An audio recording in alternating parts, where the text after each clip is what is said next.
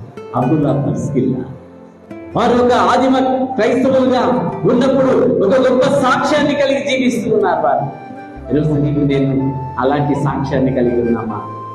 ఈరోజు అబ్దుల్లా పర్స్కిల్లా వలె మనం కూడా జీవించాలి. అపోల్లో యూదుడు ఎఫెసుకు వచ్చి క్రీస్తును గురించి బలముగా ప్రకటన చేస్తూ ఉన్నాడు. అతడు విద్వాంసుడు, లేఖనయందు ప్రవీణుడైండెను.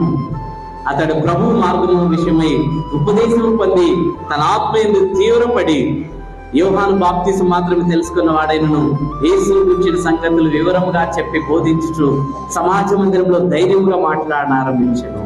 అతడు ధైర్యంగా మాట్లాడుతున్నాడు యేసు ప్రభు గురించి. ఇంకా అనేక విషయాలు ఈ ప్రెస్కిల్లా అబ్దుల్లా వారికి నేర్పించారు.